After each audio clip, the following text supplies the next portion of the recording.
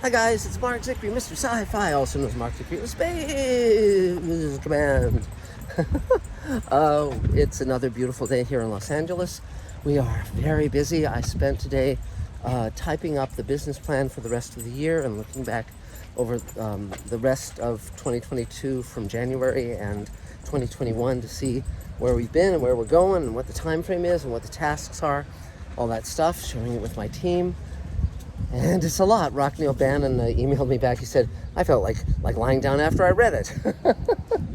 So, well, there is that. But I wanted to talk right now about a show that I think is a terrific show that's not getting the attention it deserves. And I think in the old days of, free networks and syndication, this would have gotten a lot more notice. I didn't even hear any ads saying it was coming or the new season was arrived, any of that. It's Ron Moore's For All Mankind. Ron, of course, came up on Star Trek Next Generation as a writer-producer, then did Battlestar Galactica, the reboot, which was terrific, then Outlander, and now this. And it posits an alternative history where the Russians beat us to the moon, and so the manned space program continues on to Mars.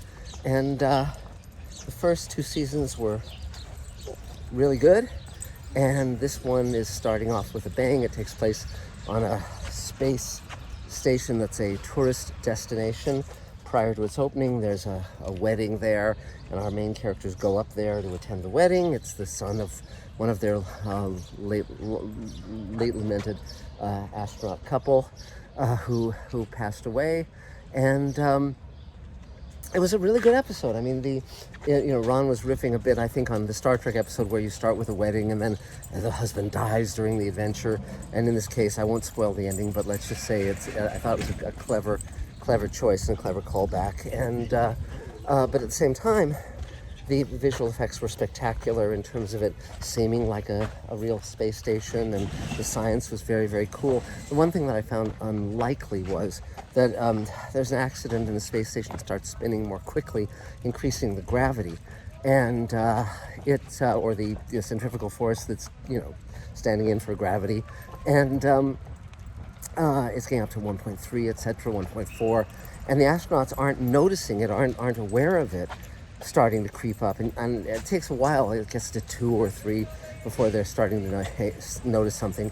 And these are people whose careers are spent in, jet aircraft and spacecraft and centrifuges and so forth. And I think they would notice a shift in the gravity by the time you get to 1.3 or so, 1.4. I mean, it would be very noticeable. So, but other than that, and that's a minor point, I just thought it was a really, really good show.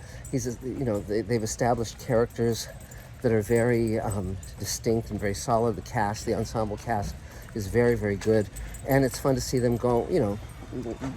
How their lives change over a number of decades. One of them is running for the Senate, former astronaut, etc., female astronaut.